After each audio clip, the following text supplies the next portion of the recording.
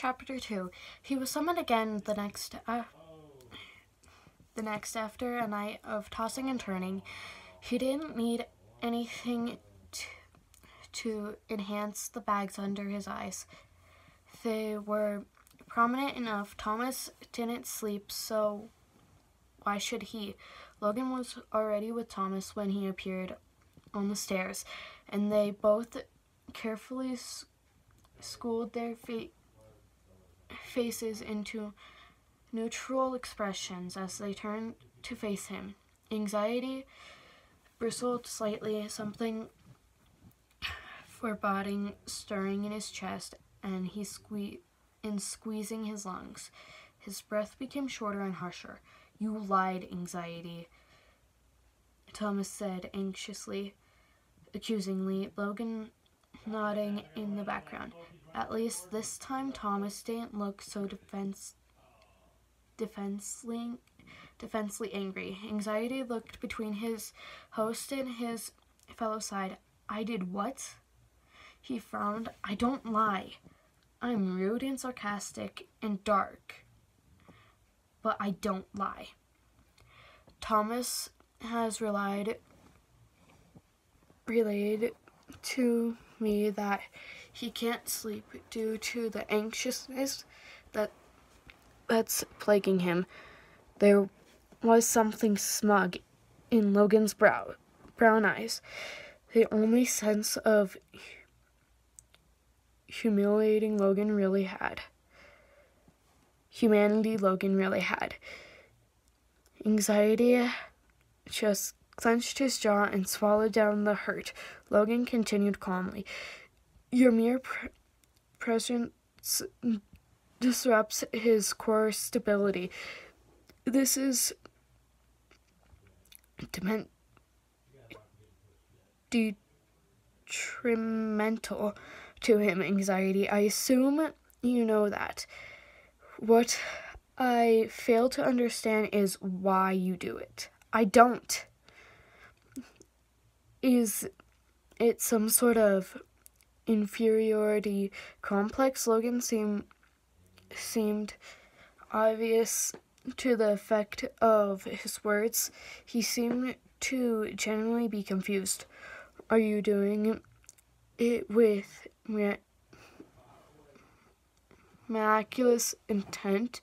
"Why, Anxiety? I fail to understand why you do what you do, or really why you're here at all. Why were you created? You contribute nothing positive to Thomas's well-being."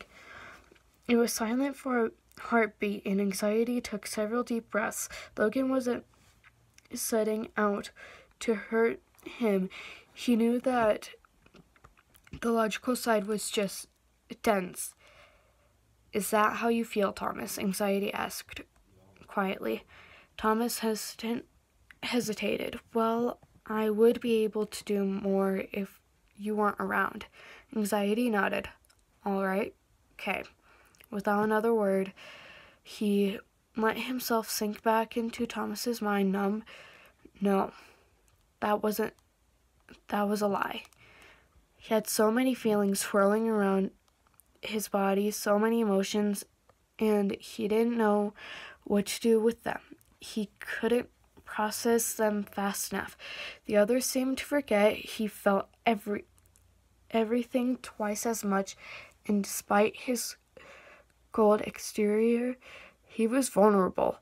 It was so easy to drive him away, and they never seemed to think twice about it.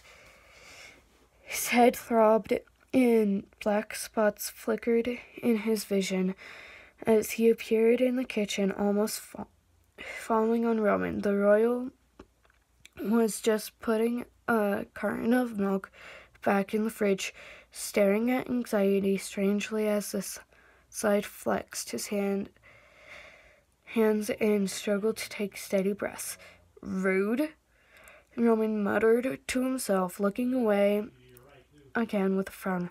"Clearly I was here first." "Stop talking," Anxiety said slowly, averting his eyes and trying to leave his legs felt like jelly. His chest was getting tighter and tighter,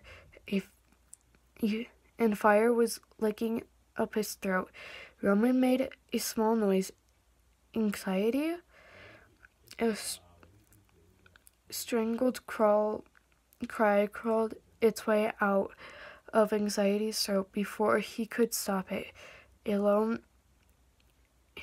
kneeing sound that amplified it and echoed, and his eyes filled with tears. Anxiety, what's the matter?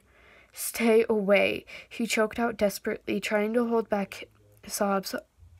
Unusually, he could make it to his room before he had an attack, but this one had been built up for too long for him just to breathe it away. Just leave me alone. Anxiety, what's happening? Roman reached a hand out, and attentive, worry clouding his eyes. He hovered awkwardly because this was a line neither of them had dared cross before. They were enemies, opposites, and yet Roman was willing to try and find some middle ground. Anxiety hated it. Nothing's happening, Anxiety forced out, gritting his teeth as the room spun. Nothing's wrong, I'm fine. You're not fine, Roman insisted, finding his determination. God, that's all the side wanted to do now. Wasn't it? Save the day, fight the bad guy. Anxiety shook his head and moved away, hating that his feet couldn't move him in a straight line. I'm fine, he spat defensively. I'm fine. He couldn't let Princey see how broken he was on the inside. I'm fine. Eternally, he was causing himself to be so reckless for letting his weakness be seen so clearly. I'm fine. Anxiety, he ran before Princey could stop him. Heart pounding in his ears, he'd spent years puddling it all up. He'd spent so long soaking up all the harsh words that in the blame. He was at his breaking point. His bedroom was welcoming as he burst through the door, clutching his chest. Tears were streaming down his cheeks, and his eyes felt puffy and red. He crashed on his bed and stopped, fighting the terror that pounded in his veins. Instantly, his vision flared ruby as his skin itched and crawled. Thoughts flooded his brain, terrible negative thoughts and feelings assaulted his chest, his heart throbbing with pain, and he curled up into a ball, crawling wildly at his arms and wrists. His skin was stretched too thin, and he was burning too hot, and he was alone. He was alone. He was alone. He was alone. Logic felt the slightest twinge of something as Anxiety bowed his head and disappeared, but he brushed the feeling off and turned to Thomas. The boy was staring at his hands and lower lip, trembling as he held back tears. Logic sighed, feeling where the bane of his existence. What is it about this situation that concerns you? He asked, trying to keep his voice gentle. Obviously, his host was distressed, and the only way to combat that was comfort. Thomas looked up, and he looked so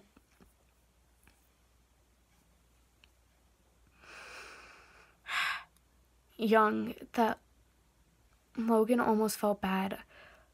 But without Anxiety, I wouldn't be me. The teacher blinked. What do you mean? What Do you want him to stay? Well, no. Thomas ran his hands through his hair in frustration. But he was created by me. He's a part of me. If he's gone, then part of my personality, part of me is gone too. Well, technically speaking, you're right. Logan adjusted his glasses, pondering with the words. Thomas would be going without a manifested part of his personality. But if it was only negative, Logan didn't understand why not. Have you been told anything about how to limit your anxiety? Thomas looked at his hands again before exhaling heavily. The doctors prescribed some anxiety meds, he said tiredly, holding up a bottle. He said they're the best he could get because I seemed like an extreme case. I think he wasn't properly listening to what I was saying, but apparently they are actually pretty strong. Logic gasped, speechless. Thomas tripped the tiny pills into his palm and smiled sadly. Will they affect him badly? I don't know, Logan admitted, and Thomas sucked in a sharp breath. I can theorize that they may have a heightened effect due to anxiety being a heightened trait of your personality. But this time, Thomas, I really don't know. Thomas squeezed his eyes shut and swallowed the pills dry as one lone tear traced his cheek.